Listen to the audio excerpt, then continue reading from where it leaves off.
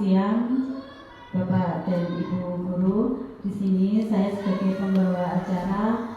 Marilah acara pada siang hari ini kita buka dengan umur kita Aliyah Al-Fatihah.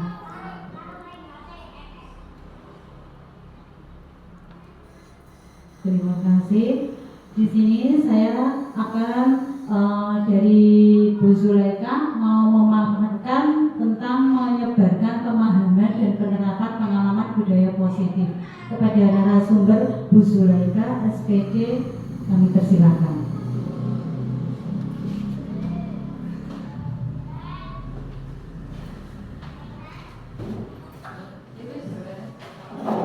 Assalamualaikum warahmatullahi wabarakatuh. Waalaikumsalam warahmatullahi wabarakatuh. Selamat pagi semuanya, salam bahagia untuk kita semuanya. Bahagia ya? Ya. Alhamdulillah untuk siang ini saya di sini CGP Angkatan 11 dari SD 2 Kirik akan memaparkan penyebaran pemahaman dan penerapan pengalaman budaya positif yang akan dilakukan di SD 2 Kirik. Mungkin nanti bisa dilakukan di SD yang lain. Saya ucapkan selamat datang tamu undangan saya yaitu Ibu Emi dan Ibu Hayaton dari SD 3 Hadiwarno, yang saya hormati Bapak Kepala Sekolah SD 2 Kirik yaitu Bapak Lili, dan saya ucapkan terima kasih kepada Dewan Guru SD 2 Kirik yang telah mau melaksanakan pemahaman penerapan pengalaman budaya positif yang akan kita laksanakan di SD 2 Kirik. Sebelum dimulai, saya akan berpantun sedikit, nanti dijawab. Jawabnya apa boleh sembarang, boleh cakep juga boleh. Oke. Sungguh tinggi buah mangga, ambillah yang matang dengan galah. Terima kasih atas kehadiran semua. Mari bersyukur kehadiran Allah. Amin. Kita selalu bersyukur ya untuk menerima nikmatnya. Sebelum dilaksanakan penerapan budaya positif, ice breaking dulu Bu, dengan berdiri saja, berdiri di tempat. Ya. Biar tidak bosan Bu. Ice breakingnya ini adalah perkenalan dengan menyebutkan nama teman dan sikap identiknya. Satu orang menyebutkan semua orang yang telah berkenalan dengan menunjuk teman yang lain. Contohnya seperti ini. Misalkan saya mempunyai sikap identik pemalu, misalkan seperti itu. Berarti saya Jul saja bisa. Nanti menyebutkan dengan nama yang pendek saja, nama panggilan saya. Jul pemalu. Terus saya ini menyebut Pak Lili, masuk Pak Lili, nanti menyebutkan sikap identiknya, terus nanti menyebutkan Pak Lili ke tempatnya. Ya. Kita mulai ya. Oke. Saya dulu. Jul, semangat. Pak Lili.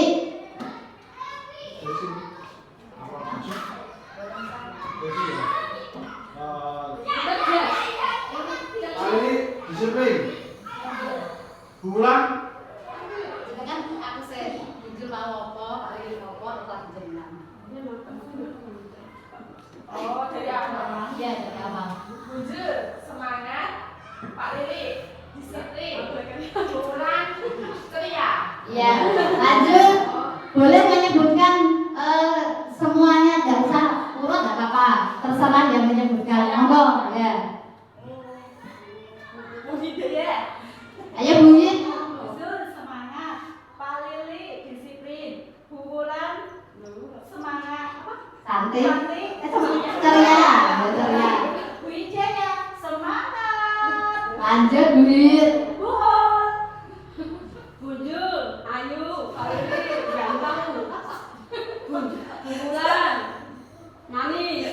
Bulaika, keren. Buhit, jos, manis. Ayo Bu Anis, menyebutkan.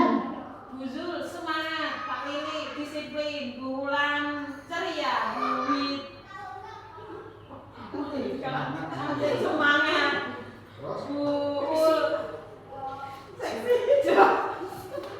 Lanjut Bu. Bukayaton. Bukayaton. Bukan. Bujur semangat. Bang Lili keren. Bubul cantik. Buin semangat. Buen. Bujur semangat. Buin Keren. keren Pak Lili. Gagah. Bukayaton cantik. Bu Nancy.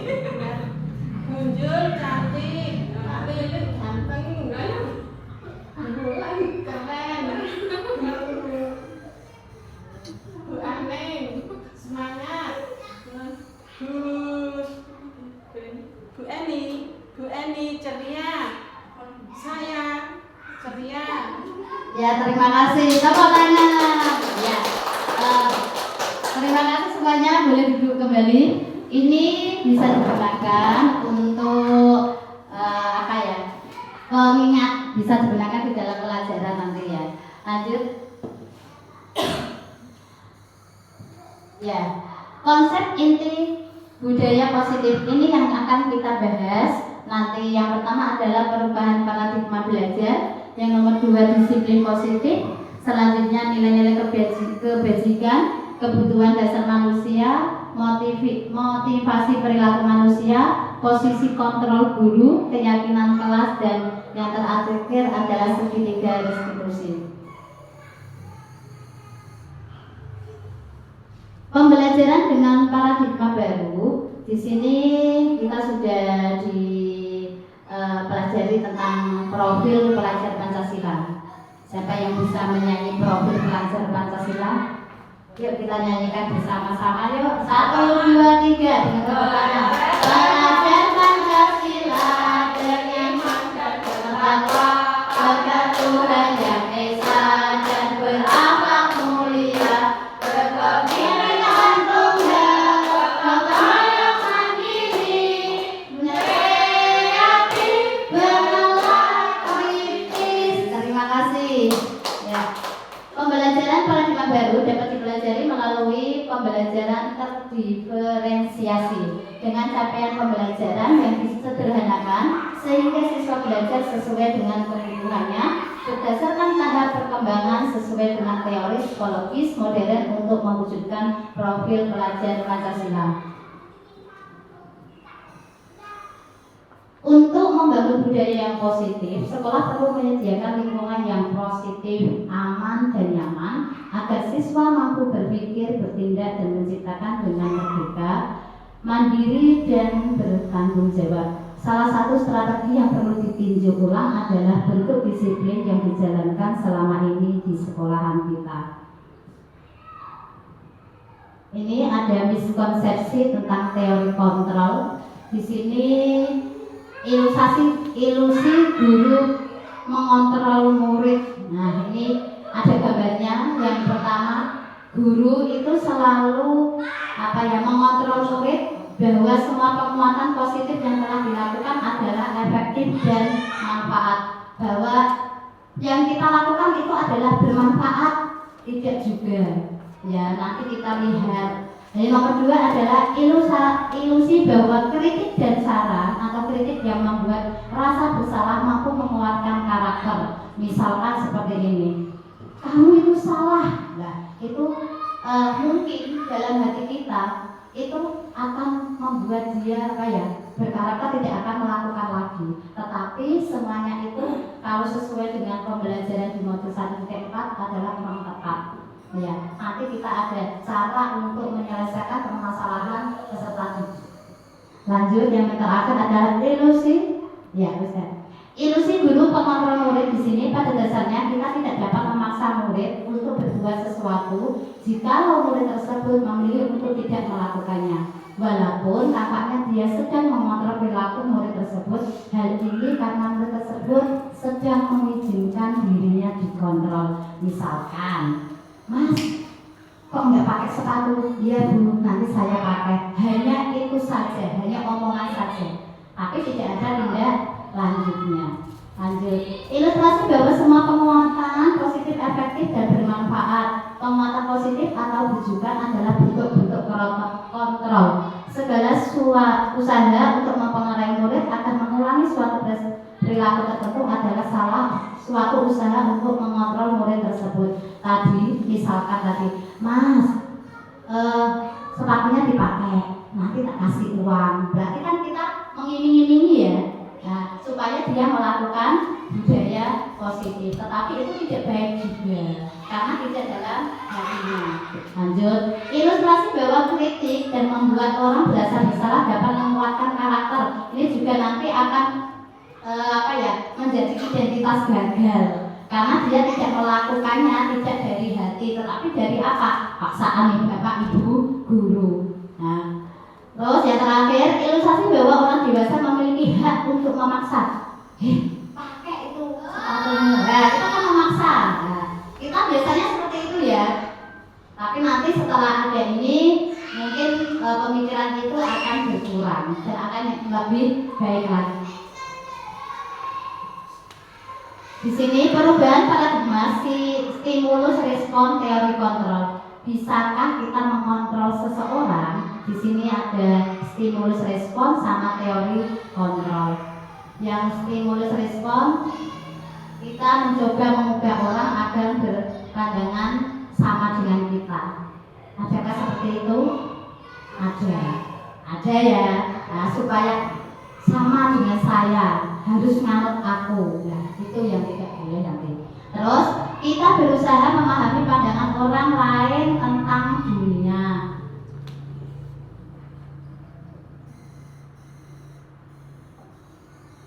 Disiplin positif.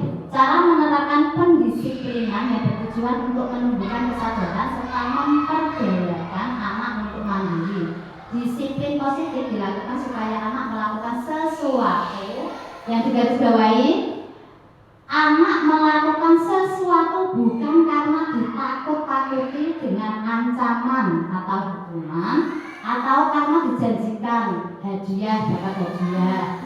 Disiplin positif merupakan pendekatan yang tetap memperhatikan hak-hak anak untuk berkembang dengan sehat, mendapatkan perlindungan dan merasa nyaman untuk terlibat dalam proses pendisiplinan.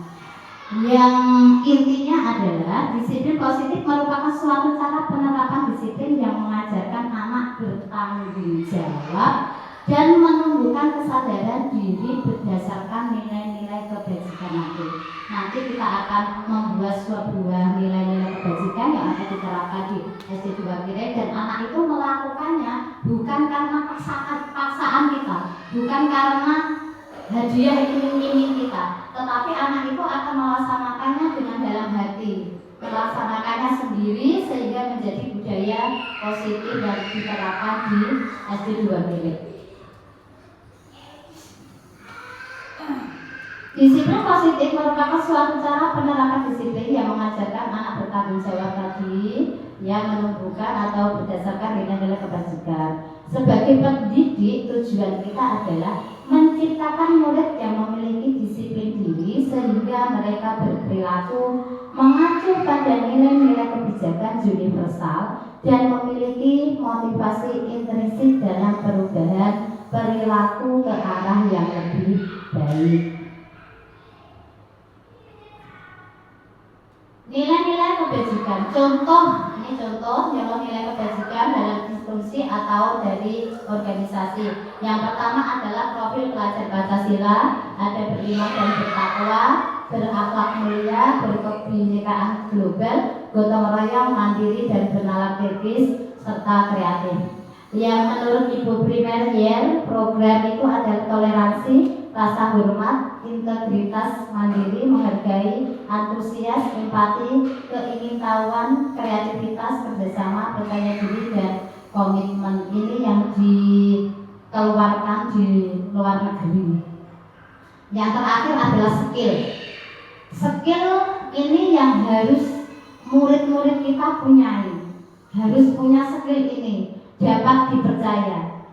Contohnya apa? Itu di sini sudah ada, yaitu budaya positif kantin. Itu dapat dipercaya, jujur. Nah, kejujuran. Lurus hati. Jika melakukan sesuatu tidak belak-belok untuk mengakui mengakui kesalahannya, tetapi dia menyebutkan kesalahannya dengan memang dia tahu itu adalah salahku. Pendengar yang aktif, yaitu nanti Bapak Ibu guru bisa menjadi teman. Permasalahannya apa? Bisa kamu Bapak Ibu guru berposisi nanti sebagai teman saja. Terus memberikan yang terbaik dari diri sendiri dan tidak merendahkan orang lain. Kebutuhan dasar manusia. Seluruh tindakan manusia memiliki tujuan tertentu supaya yang kita lakukan adalah usaha terbaik kita untuk mendapatkan apa yang kita inginkan, untuk mempertahankan keseimbangan kondisi psikologis dan psikologis yang bertujuan untuk mempertahankan kehidupan dan keselamatan. 5 kebutuhan dasar manusia. Yang pertama adalah kebutuhan bertahan hidup. Yang kedua, kasih sayang dan rasa diterima. Yang nomor 3, penguasaan. Nomor 4, kebebasan. Dan yang terakhir adalah kesenangan. Ini penjelasan dari 5 kebutuhan dasar manusia. Yang pertama adalah kebutuhan bertahan hidup. Kebutuhan yang bersifat fisiologis, contohnya kesehatan, rumah, makanan. Itu wajib, itu adalah kebutuhan kita untuk selalu bisa hidup. Lanjut yang nomor 2, kasih sayang dan rasa diterima, yaitu kebutuhan untuk memberi dan menerima kasih sayang dan kebutuhan untuk merasa menjadi bagian dari suatu kelompok. Kemarin ada sebuah cerita bahwa di dalam satu kelas itu ada anak yang tidak mempunyai teman. Dia merasa ingin menjadi teman satu kelas itu dengan cara apa? Memalukan. Yang dia lakukan memalukan karena hanya ingin menjadi teman satu kelas itu. Dia itu kalau diajar selalu bilang izin mau ke belakang. Lagi setelah berapa menit izin lagi ke belakang lagi. Itu menjadi teman-temannya tertawa. Tertawanya itu menertawakan dia lucu gitu. Tapi dia hanya ingin masuk ke dalam komunitas anak tersebut. Nah itu yang ini kasih sayang dan rasa diterima ini harus didapatkan oleh semua orang. Jangan sampai anak kita nanti seperti itu. Ya contohnya tadi ya, kita kan ada satu di kelas 6 ya Bu, Isok sama Refli itu tadi. Jangan sampai anak itu nanti jadi bahan tertawaan dengan orang lain atau dengan temannya sendiri karena dia ini masuk ke dalam dunia anak yang ada satu kelas itu.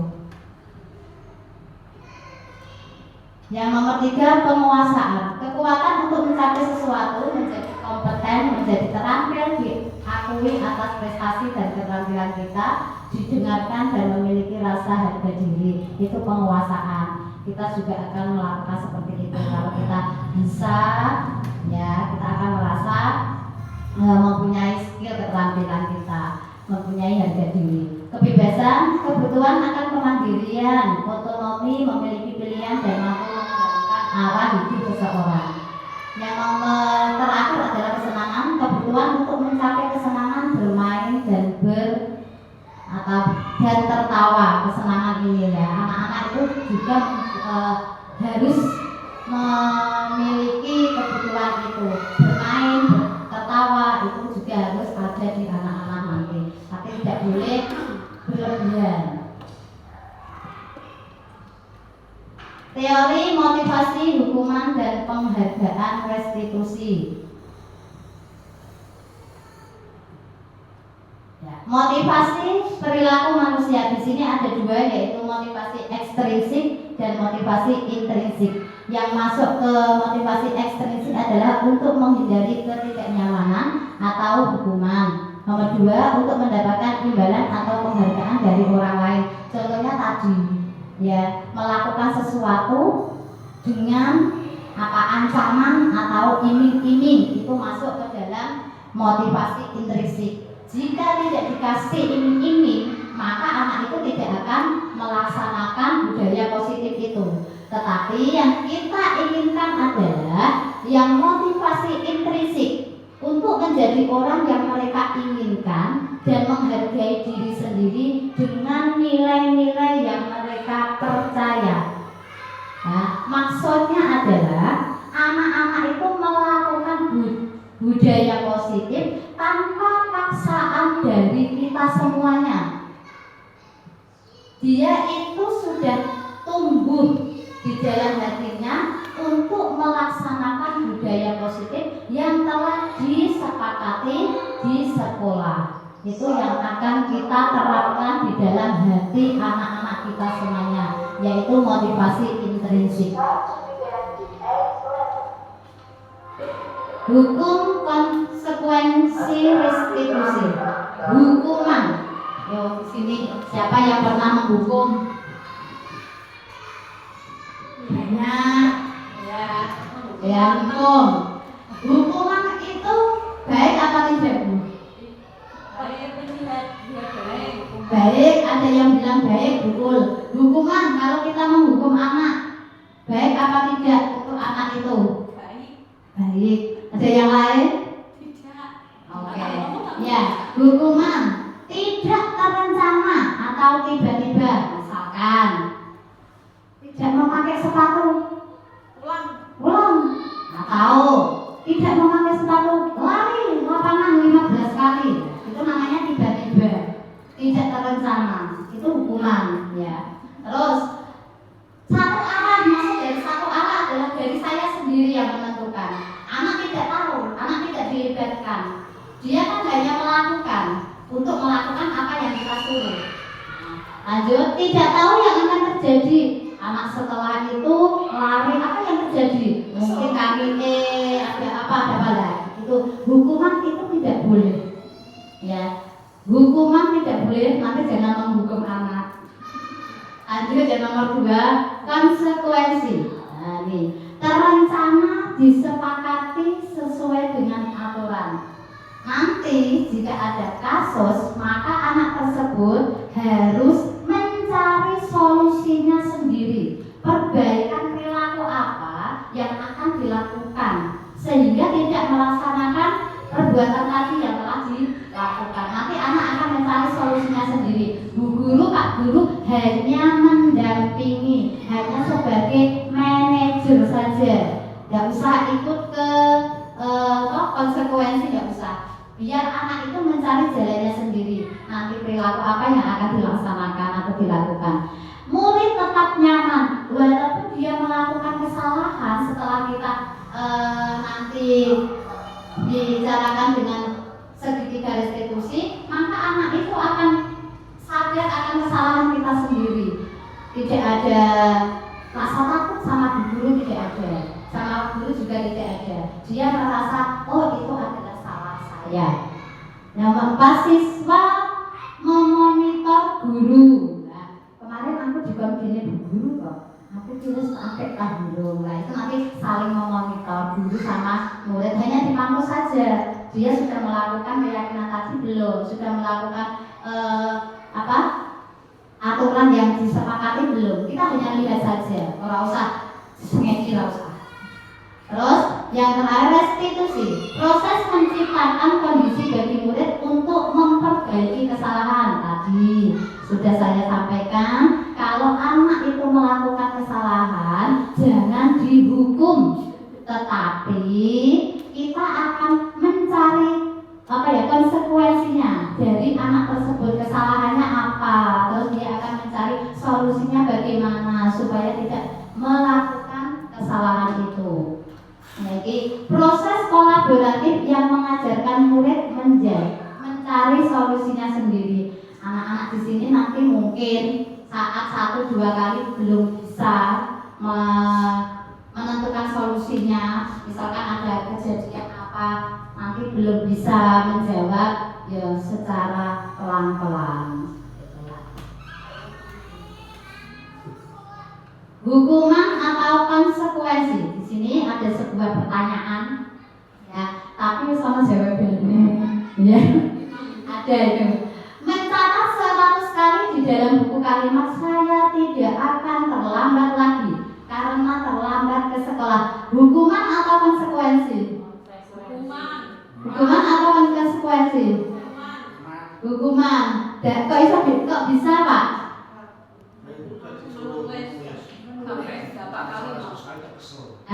Itu termasuk jawaban hukuman. Tetapi ini konsekuensi. Konsekuensinya apa? Dia terlambat sekolah sehingga dia disuruh untuk menulis 100 kali. Bukan termasuk ke hukuman. Lanjut. Lari mengelilingi lapangan basket 2 kali karena terlambat belajar. Terlambat. Masuk apa? Masuk hukuman. Karena apa? Hukuman itu fisik, Pak. Ya, hukuman itu masuk ke fisik. Tapi kalau konsekuensi itu tidak. Nah, mencatat itu bukan fisik untuk berlari atau cuma konsekuensinya dia tidak, makanya dia disuruh untuk menulis. Itu saja tidak. Ya. Nanti bisa dikali.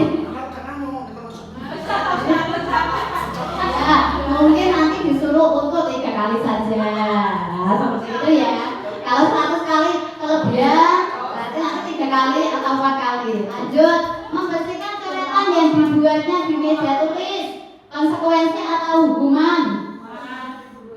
Ayo, memberikan coretan yang dibuat di meja tulis. Kadang meja tulis kan ada juga gambaran apa-apa itu. Nah, bersihkan nah, berarti masuk konsekuensi atau masuk hukuman? Konsekuensi, ya. Murid diminta untuk push up. Apa hukuman karena dia masuk ke fisik ya tadi. Mengganti kertas tugas teman yang telah dicoret-coret. Konsekuensi.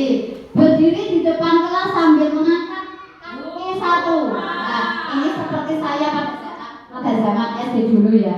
Kalau terlambat ya disuruh untuk berdiri. Tidak usah hukuman. Ya. Lanjut, restitusi, sebuah pendekatan untuk menciptakan disiplin positif. Restitusi adalah proses menciptakan kondisi bagi murid untuk memperbaiki kesalahan mereka sehingga mereka bisa kembali pada kelompok mereka dengan karakter yang lebih kuat. Setelah apa yang dia lakukan, dikasih bu guru gini, dicari solusinya gini, dia yang mencari solusi diri sendiri. Kita tak boleh. Nah, kita hanya mendampingi saja. Dia akan lebih baik di dalam dirinya sendiri dan berkarakter yang lebih kuat. Posisi kontrol guru. Nah, ini yang harus kita pahami. Yuk. Posisi kontrol guru ini ada 5. Yang pertama tadi penghukum. Kita menghukum anak tadi lari 15 kali, itu namanya hukuman. Terus pembuat rasa bersalah. Yang nomor 3 sebagai teman. Yang nomor 4 pemantau dan yang terakhir adalah manajer. Sebentar Bu, kira-kira kita itu yang mana ya? Yang mana kita itu? Yang mana Bu? Teman. Oke. Yang lain? Manajer. Yang lain lagi? Pemantau. Ambil sedikit saja Bu, jangan banyak-banyak. Ya. Kita oke. Ya. Posisi kontrol guru yang relevan. Ini yang relevan saja ya. Yang relevan saya ambil 3. Yang pertama adalah pembuat merasa bersalah. Nah, maksudnya adalah guru membantu murid merenung dan merasa bertanggung jawab atas kesalahan mereka. Ini membangun kesadaran dan tanggung jawabnya. Kita tanya aja. Nah, kamu kesini tadi dipanggil jujur untuk apa? Saya salah Bu. Oh, sudah mengakui. Berarti itu saja sudah menunjukkan rasa tanggung jawab, rasa kesalahan mereka. Aku salah. Nah, itu. Yang nomor 2 adalah sebagai teman. Guru berperan sebagai teman yang mendengarkan dan memahami. Misalkan seorang anak tadi yang melakukan kesalahan sudah ngomong apa adanya,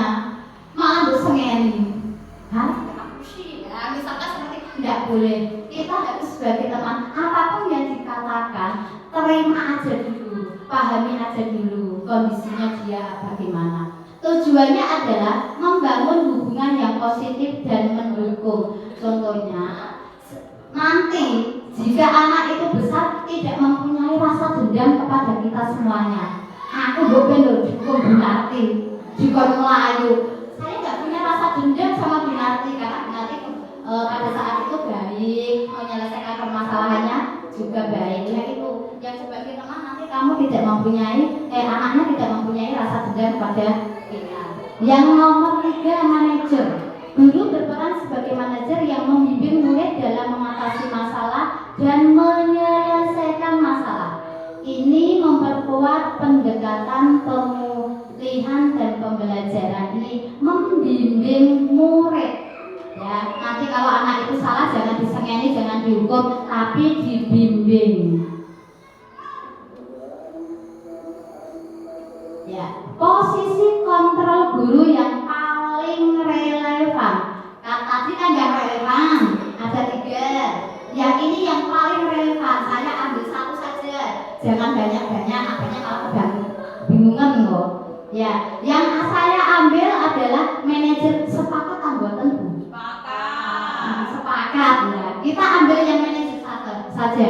Guru berbuat sesuatu bersama siswa, mempersilahkan siswa, mempertanggungjawabkan perilakunya, dan mendukung siswa agar dapat menentukan solusi atas permasalahannya sendiri. Bu guru jangan mencarikan solusi, diluru dewe solusinya.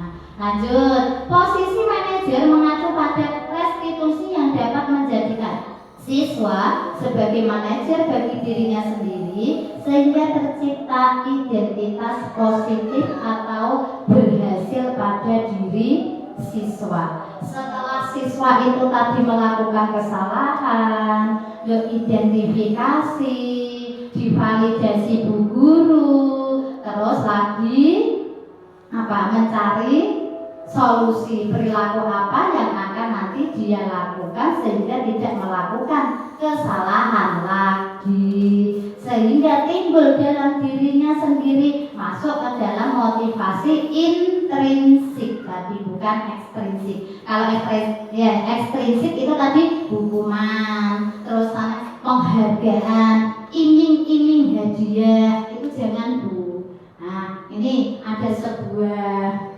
kasus juga, padahal anaknya Pak Fasilitator wis tekan dindi. Itu pada saat di SD. Dia itu kan kemarin kan kita membahas anak itu unik ya, unik. Nah, ada beberapa keunikan dari anak tersebut. Anak itu sukanya menggambar. Pada saat menggambar itu ditentukan, menggambarnya harus pemandangan. Padahal dia tidak mau menggambar pemandangan. Maunya apa? Menggambar mobil, motor. Setelah itu kumpulkan nak. Itu disuruh untuk mengumpulkan. Setelah dilihat bu gurunya gini, gambar disuruh untuk pemandangan. Nah, kan seperti itu biasanya. Terus anaknya diam hanya mengikuti apa katanya dia gitu aja. Setelah penerimaan rapor, anak itu biasanya kita kan memberi hadiah, ya kan? Anak itu tidak dapat hadiah, dia nangis sampai rumah. Kenapa kok nangis? Teman saya dapat hadiah, saya tidak dapat hadiah. Itu yang menjadikan kecil hati anak. Kita tidak boleh seperti itu, ya. Itu terus setelah orang tuanya tahu itu langsung dicabut. Anaknya dari SD langsung dicabut, dipondokkan saja karena anaknya tidak bahagia di dalam sekolah itu. Nah, baca untuk referensi ke depannya saja. Keyakinan kelas. Kita akan bahas keyakinan kelas. Keyakinan kelas atas sekolah. Sebuah pendekatan yang lebih baik dengan mengedepankan peran aktif siswa, berisi beberapa aturan untuk membantu guru dan siswa bekerjasama membentuk kegiatan belajar mengajar lebih efektif. Sini sudah ada ini ya, tempat untuk menulis keyakinan kelas. Setelah keyakinan kelas nanti terbuat, nah, kita akan mengambil ke kalimat positif. Setelah kalimat positif, kita akan mengambil kata kebajikannya. Monggo Bapak Ibu untuk membuat keyakinan kelas atau sekolah yang akan kita lakukan atau yang akan kita jadikan budaya positif. Monggo, nih ada spidol, langsung ditulis saja. Kita masuk keyakinan kelas dulu. Apa yang akan kita tuliskan, akan kita lakukan nanti menjadi budaya positif.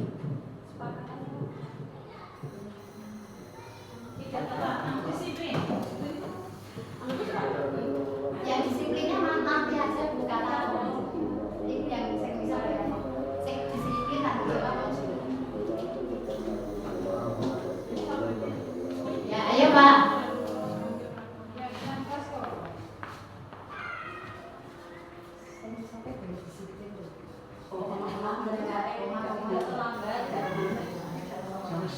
Ya, tidak apa-apa Pak.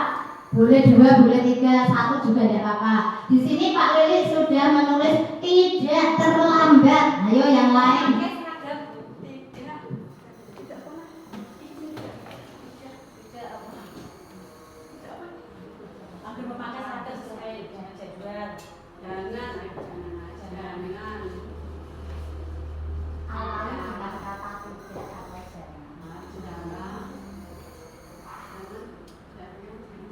Saat pembelajaran boleh, di kelas ya boleh. Jangan bicara di kelas. Ayo Bu.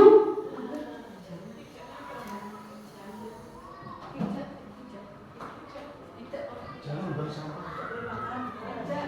Jangan membuang sampah sembarangan tempat.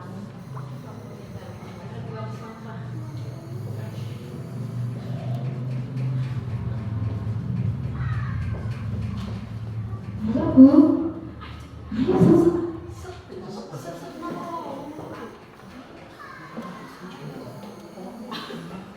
Tidak mengumpulkan tugas.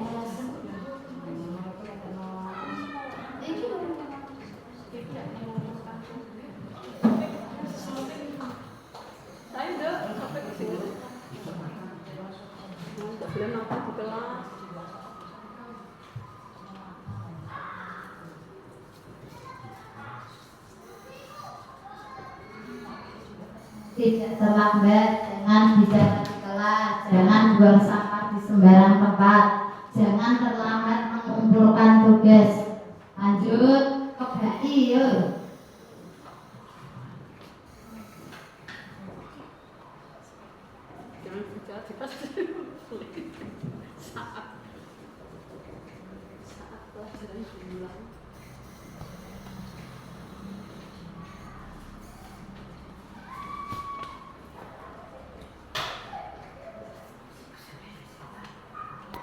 Ya bulan.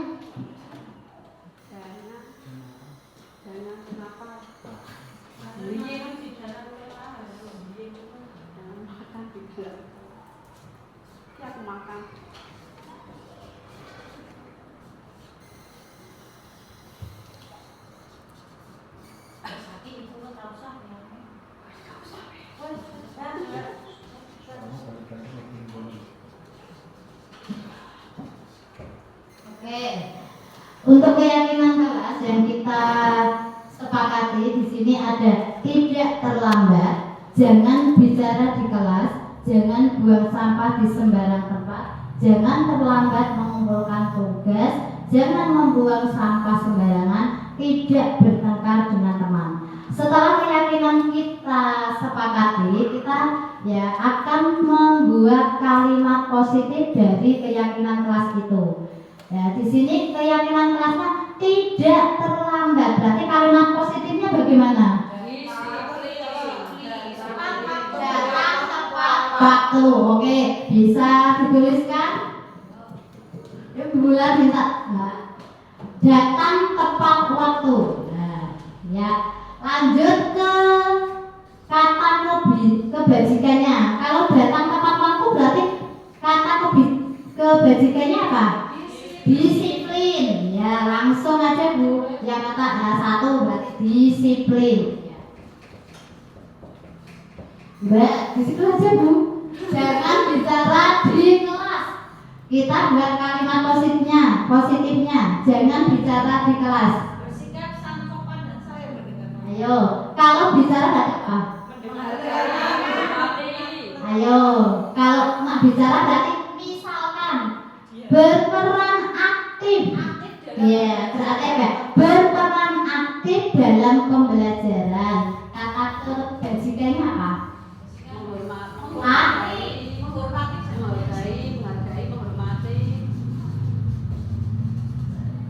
Berperan aktif dalam pembelajaran. Kata kebajikannya bisa aktif. Ya, aktif, bisa aktif. Yang nomor 3, jangan membuang sampah di sembarang tempat. Kalimat positifnya, buanglah sampah pada tempatnya. Ya kan, bilangnya kalimat positif. Berarti buanglah sampah pada tempatnya. Kata kebajikannya apa? Yuk, kata kebajikannya berhubungan dengan kebersihan berarti apa? Kebersihan. Kebajikan itu sih katanya sedikit Bu, tetapi mudah diingat. Berarti kebersihan. Lanjut, yang nomor 4, jangan terlambat mengumpulkan tugas.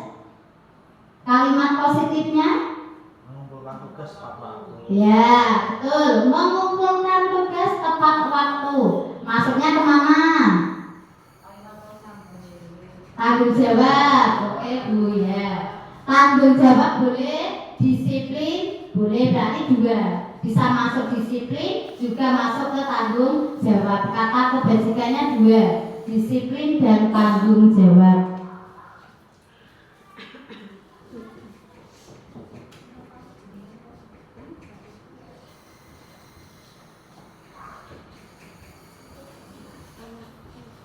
Ya, selanjutnya jangan membuang sampah sembarangan. Tadi sama ya, yang di atas berarti nggak usah Bu, karena sudah sama.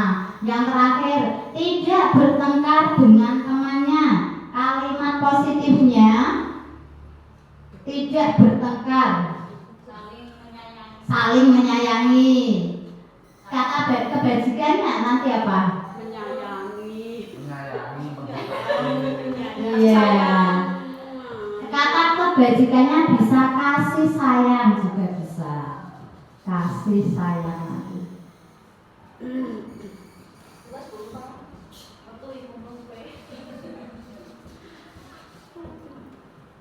Ya, terima kasih. Beri tepuk tangan untuk kita semuanya. Ya.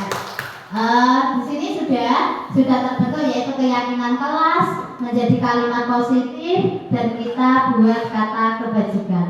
Di sini ya, saya ulang lagi, keyakinan kelas atau sekolah berupa perkataan universal yang mudah diingat, dipahami dan harus diterapkan dalam lingkungan sekolah. Berarti nanti disiplin diterapkan di sekolah kita, aktif juga diterapkan di sekolah kita, kebersihan karena tadi lingkungan yang aman dan nyaman bisa membentuk pembelajaran lebih baik lagi. Disiplin dan tanggung jawab. Terus apa yang satu, kasih sayang. Ini yang biasanya masih dilakukan anak-anak.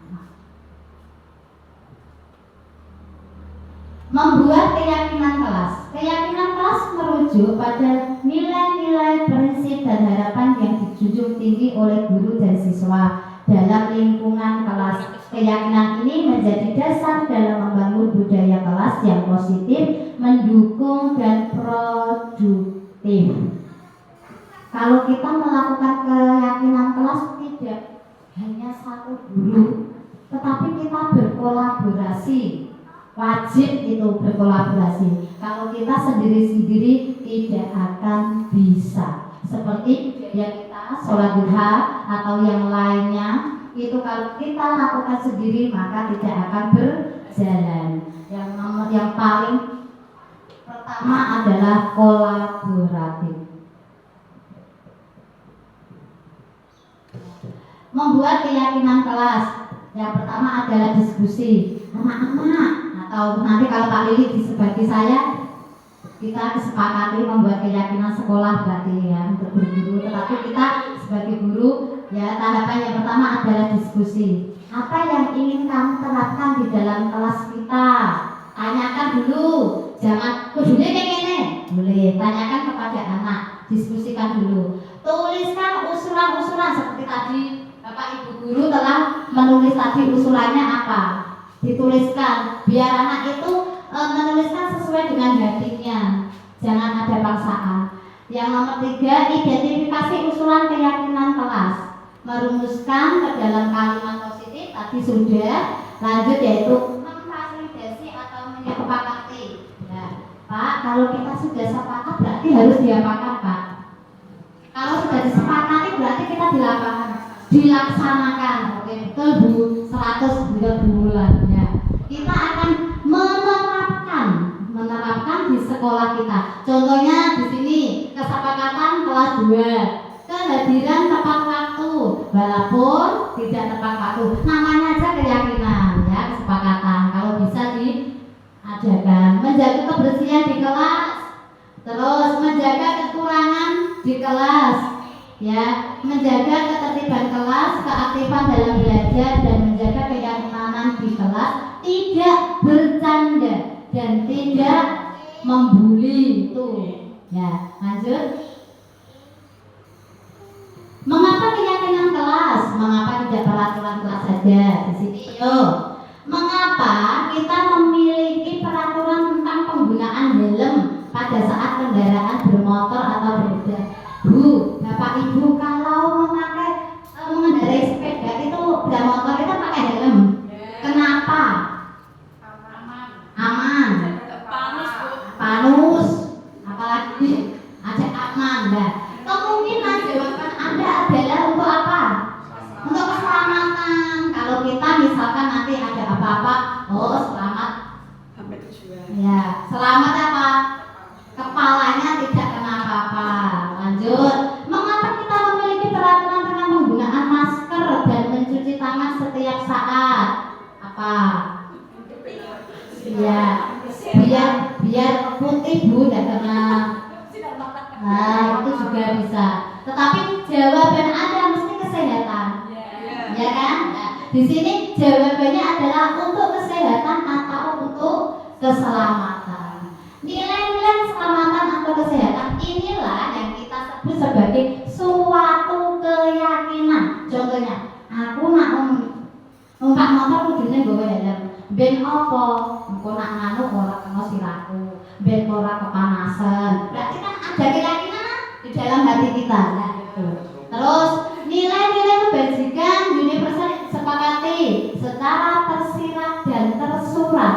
Secara tersirat itu dengan keyakinan kita di dalam hati kita. Tetapi kalau secara tersurat sudah ada di peraturan lalu lintas.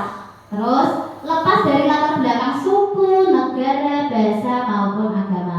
Nilai-nilai kebajikan menekankan pada keyakinan seseorang akan lebih memotivasi seseorang dalam dirinya sendiri.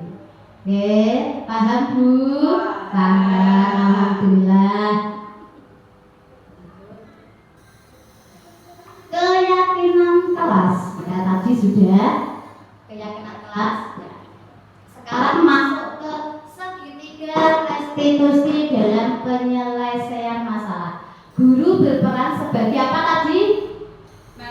Manajer. Ya, di sini sudah saya tuliskan. Saya mengambil guru berperan sebagai manajer, menggunakan segitiga restitusi dalam penyelesaian masalah melalui 3 tahapan. Yang pertama adalah menstabilkan identitas. Yang kedua, validasi tindakan salah. Dan yang terakhir, menanyakan keyakinan. Ini segitiganya. Mengapa kok tidak dibuat bener Bu segitiganya? Restitusinya kok nggak dibuat lingkaran? Yo coba. Oke, jika ini segitiganya dihilangkan tetapi restitusinya masih, mengapa kok tidak dibuat lingkaran saja. Mengapa kok segitiga? Oh iya. Ya, oke. Kalau dibuat lingkaran, maka penyelesaian masalah untuk anak tidak akan tercapai. Terus, nah itu. Nah, makanya kita membuatnya segitiga restitusi. Kita akan mencari satu kesalahan itu dengan solusi anak tersebut. Segitiga restitusi dalam menyelesaikan masalah. Yang ini yang pertama tadi, menstabilkan identitas. Kita semua akan melakukan hal yang terbaik yang bisa kita lakukan. Contoh misalkan anak itu melakukan kesalahan, nah jangan takut, semua orang itu pasti pernah salah, bu guru aja pernah salah. Nah itu nanti dia tidak akan merasa oh aku disalahno, ya, tetapi dia mempunyai oh iya setiap orang juga pernah melakukan kesalahan. Validasi tindakan yang salah. Semua perilaku memiliki alasan. Dia melakukan hal itu mesti mempunyai alasan. Misalkan ada anak yang bertengkar. Karena apa kok bertengkar? Tuh bu, sini alasan. Kenapa kamu terlambat Bu Nane sekolahnya? Kenapa nggak masuk? Bangun. Nah, itu berarti ada alasan. Kesiangan Bu, tidak ada yang membangunkan Bu. Itu namanya alasan. Lanjut yang nomor 3, menanyakan keyakinan. Kita semua memiliki motivasi internal tadi ya. Motivasi internal itu motivasi yang berada di dalam diri kita sendiri. Kenapa kok terlambat? Karena saya itu tidak ada yang bangunkan. Kenapa? Nah, bagaimana caranya supaya bangunnya tepat waktu? Mesti kan kita kalau ngomong beda Bu. Nah, apa itu jawabannya Bu?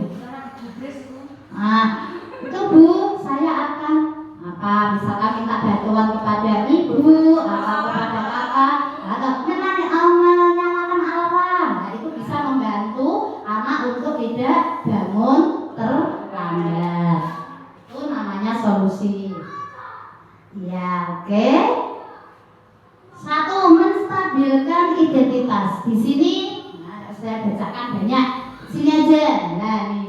Nanti ibu-ibu, bapak ibu guru, kalau menanyakan atau menyelesaikan permasalahan anak, jangan langsung nuduh atau gimana, jangan. Tetapi di sini ada sebuah kata-kata yang mungkin akan menjadikan anak itu hatinya terbuka. Yang pertama, berbuat salah itu tidak apa-apa nak. Bu guru aja pernah berbuat salah. Mesti kan dia mempunyai pikiran, oh iya, orang aku sing salah. Terus lanjut, tidak ada manusia yang sempurna. Tidak ada manusia yang sempurna nak. Manusia itu pernah melakukan kesalahan. Gunakan kata-kata ini Bu. Ya, kita bisa menyelesaikan. Nah ini bisa digunakan untuk menyelesaikan permasalahan solusi. Lanjut yang nomor 2, yaitu validasi tindakan salah. Nah, nih setelah tadi diidentifikasi anaknya itu melakukan apa, anaknya itu mengakui kesalahannya, sekarang kita validasi. Pasti kalian punya alasan mengapa kalian melakukan perbuatan tersebut. Nah, tanya bapak ibu mengapa dia melakukan hal itu. Ojo langsung kue sing salah aja kok. Nah, biasanya guru juga gitu. Ya, sebelum melaksanakan ini memang saya itu kemarin tak raba. Oh iya, ternyata saya belum melaksanakan restitusi ini ya. Kita masih sebagai apa? Penghukum, ya kan? Kita masih sebagai penghukum sebelum saya mendapatkan modul 1.4 ini. Ya. Terus oke, sekarang coba kita pikirkan bersama. Apakah dampak dari perbuatan kalian? Misalkan apa? Dampaknya apa kalau terlambat sekolah? Ketinggalan pelajaran. Dampaknya apa kalau bertengkar? Nah itu kan ada. Nanti tanyakan dampaknya apa. Terus, nah itu kalian tahu setelah dia melakukan menjelaskan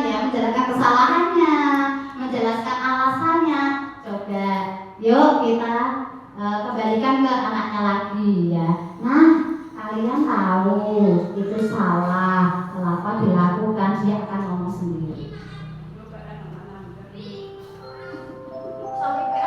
Ya, ini yang terakhir adalah menanyakan keyakinan. Nah, ini ibu bapak guru yang ada di kelas, jika anak-anaknya bertengkar, yang terakhir adalah menanyakan keyakinan.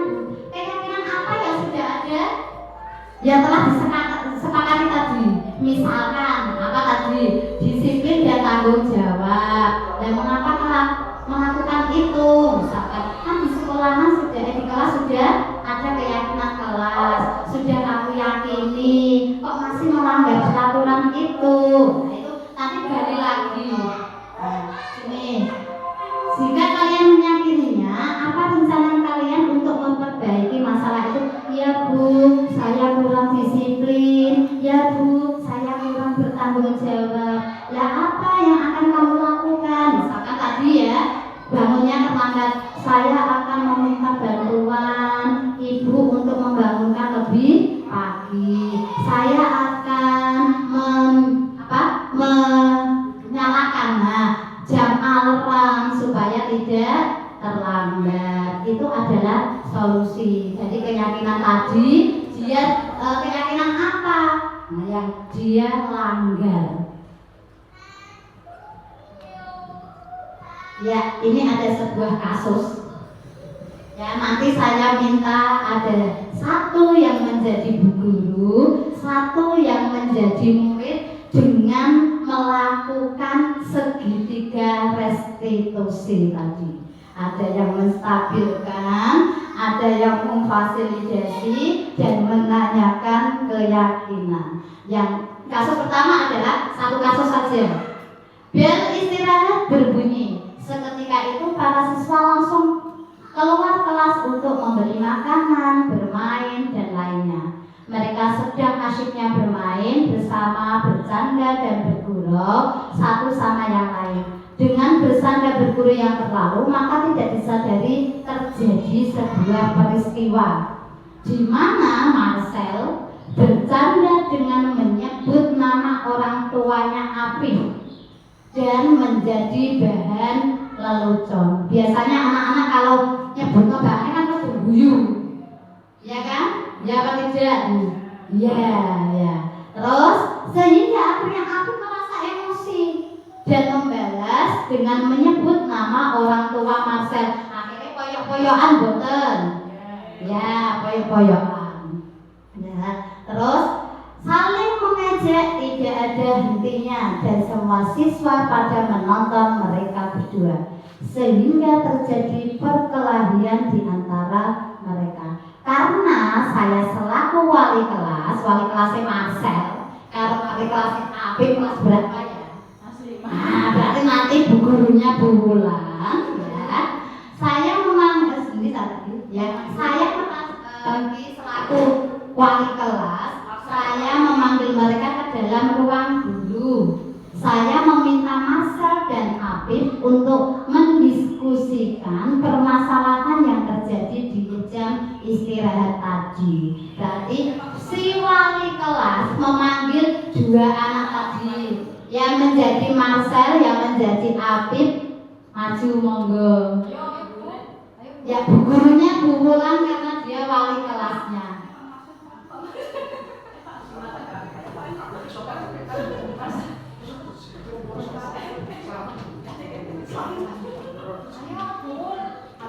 Ayo Bu.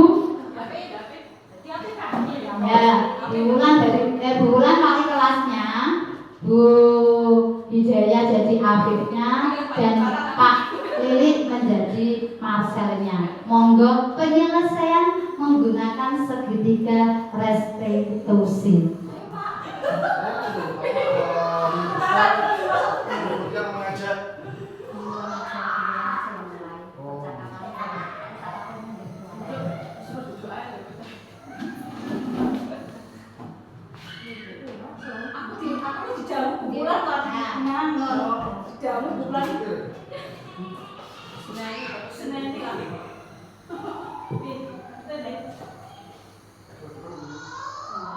Bulan menghadap dua anak itu. Marcel, Apip, kalian tahu ibu panggil kalian ke sini untuk apa? Nggak tahu, Bu. Baiklah, menurut kalian perbuatan yang kalian lakukan benar apa salah?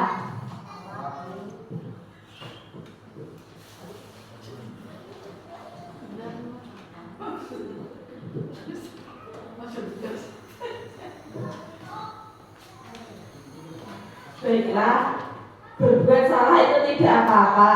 Tidak ada manusia yang sempurna. Setiap orang pasti pernah melakukan kesalahan dalam hal apapun itu. Di sini ibu hanya akan mengklarifikasi dan mencari solusi bersama. Apakah kalian setuju?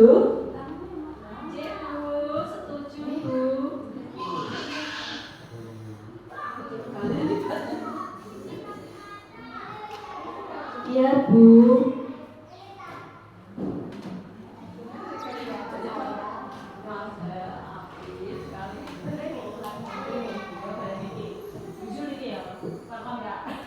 Marcel, Apip, kalian tahu kenapa ibu memanggil kalian ke sini? Iya, Bu, tahu. Baiklah, menurut kalian perbuatan yang kalian lakukan benar apa salah? Salah, Bu. Baiklah, berbuat salah itu tidak apa-apa. Tidak ada manusia yang sempurna. Setiap orang pasti pernah melakukan kesalahan dalam hal apapun itu. Di sini ibu hanya mengklarifikasi dan mencari solusi bersama. Apa kalian setuju? Setuju, Bu. Kalian pasti punya alasan mengapa kalian melakukan perbuatan tersebut. Coba ceritakan sama Bu Guru. Iseng bercanda, Bu. Tidak apa? Ya kadang-kadang tidak beneran. Tadi saya emosi, Bu, karena saya tidak terima orang tua saya becek, jadi jadikan bahan lelucon, sehingga semua siswa kan ketawa, Bu. Saya malu. Ya, tadi Bu Guru melihat Marcel merasa senang dengan hal yang dilakukan, tapi tidak bisa merugikan orang lain. Iya, Bu. Oke, sekarang coba kita pikirkan bersama. Apakah dampak dari perbuatan kalian tadi? Yang saya lakukan tadi memang menimbulkan masalah dan merugikan orang lain, Bu. Saya tadi emosi tidak terkontrol, jadinya menimbulkan keributan dan perkelahian, Bu. Nah, itu kalian tahu.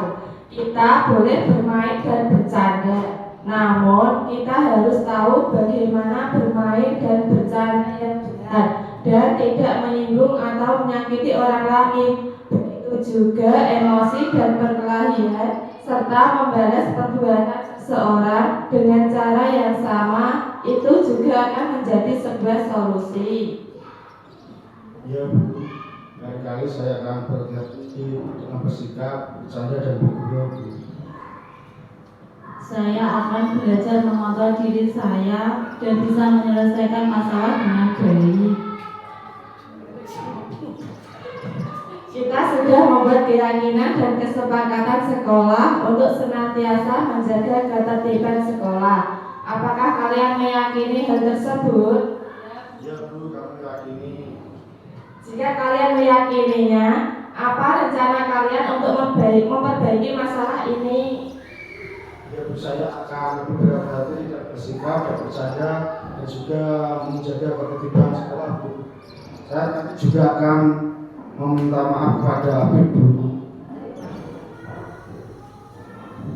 Saya juga, Bu, akan mengontrol emosi dalam bersikap dan menjaga ketertiban sekolah.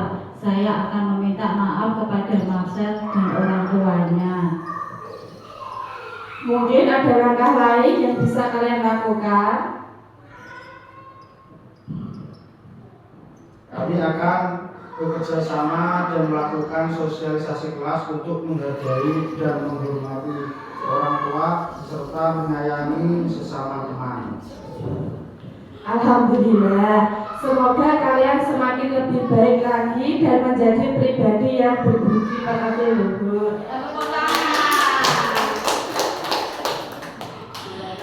Ya, terima kasih. Itulah langkah kita untuk menyelesaikan permasalahan yang dihadapi oleh anak. Ya, seperti itu langkahnya Bapak Ibu. Nanti jangan langsung menghukum, tetapi menggunakan segitiga restitusi tadi, mulai dari menstabilkan identitas, memfasilitasi tindakan yang salah, dan yang terakhir adalah meyakini keyakinan. Oke, bisa ya, bisa dimengerti tadi. Yang menjadi bu guru, bagaimana yang menjadi bu guru? Insya Allah bisa Bu. Oke, terima kasih. Yang lain bisa mencoba. Coba piye mangan gambar. Iya, semoga anak-anak kita kalau nanti sudah menjalankan budaya positif, maka tidak ada pertengkaran, ya saling menyayangi.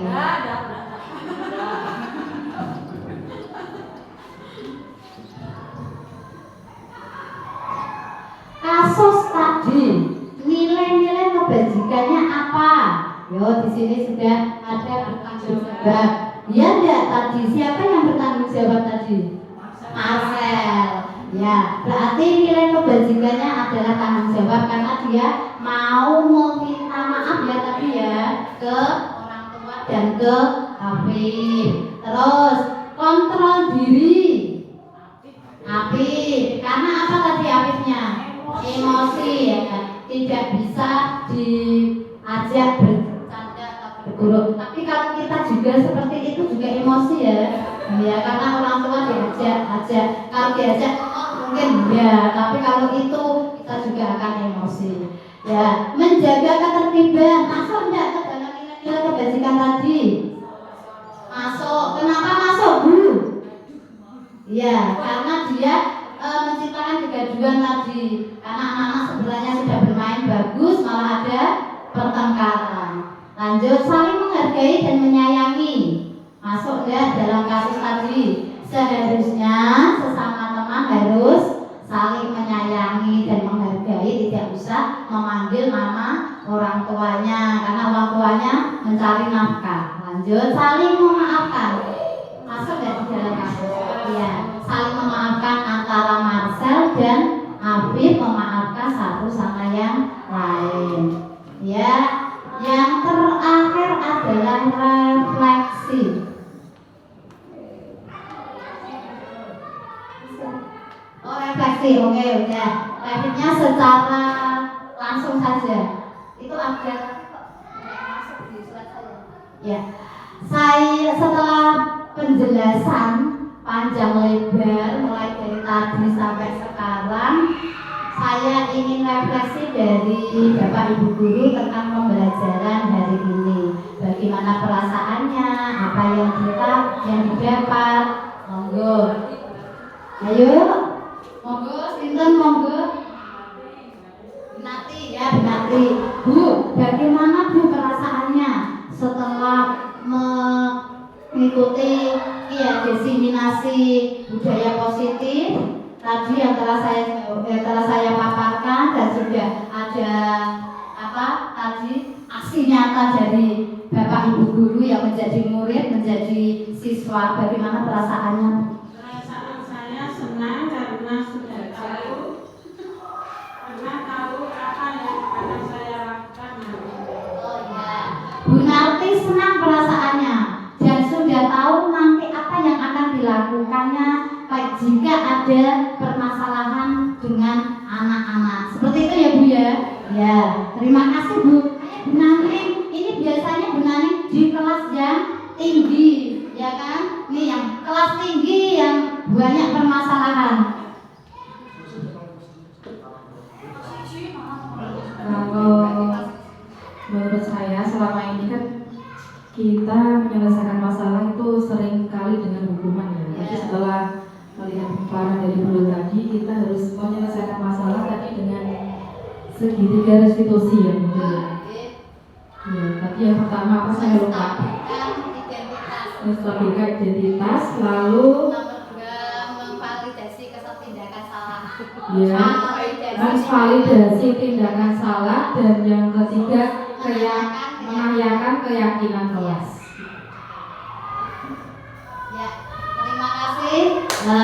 Ini dari jawaban teman-teman. Alhamdulillah. Ya, sangat mengena sekali. Mengena apa tidak, Bu? Mengena. Ya, dapat pelajaran. Iya, dibuat refleksi diri kita sendiri. Pada saat itu bisa ya, bisa. Nah, nanti dibuatkan bungkulan ya. Pada saat saya belum masuk ke modul ini, Bu, dan saya pun masih bingung apa itu segitiga restitusi. Memang tidak ada di sini, sama sekali tidak ada. Tetapi pada saat kita belajar mandiri, hanya belajar mandiri saja, mocok-mocok, soalnya banyak sekali, ya jawabannya juga banyak sekali. Terus kita dikuatkan oleh fasilitator dengan ruang kolaborasi. Ruang kolaborasi itu nanti dibuat diskusi, membuat sebuah kasus, terus kita yang menyelesaikan sendiri. Jadi kita aksi nyatanya langsung. Oh, caranya seperti ini untuk menyelesaikan masalah di anak-anak. Terus ada pemahaman, elaborasi pemahaman, tambah mantap lagi, tambah baik lagi. Ya, Bu Yit, bagaimana refleksinya, Bu Yit? Ayo, Bu Yit, ini loh refleksinya. Ya kan ada itu ya. Ya, bagaimana Bu refleksinya, Bu?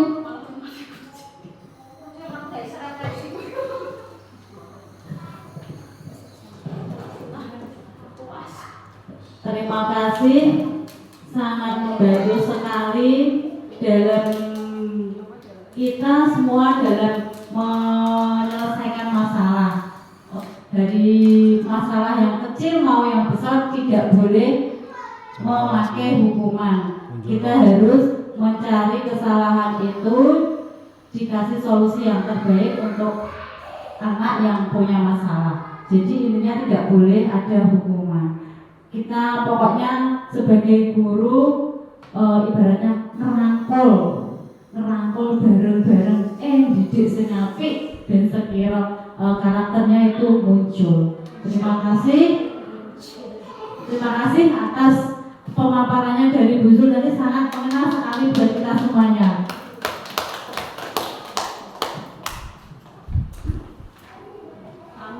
Terima kasih.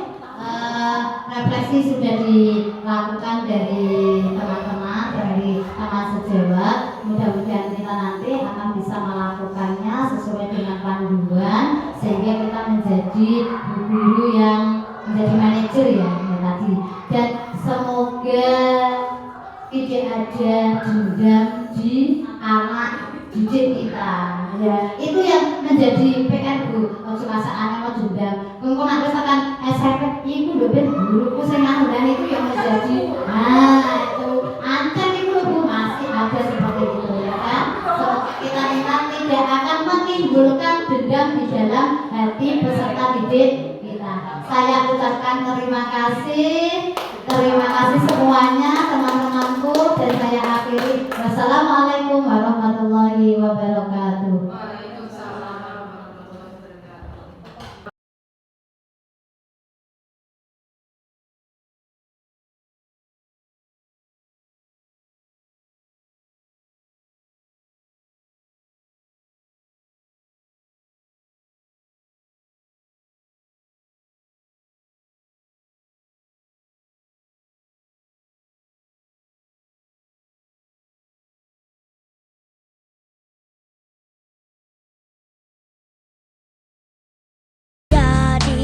Berguna.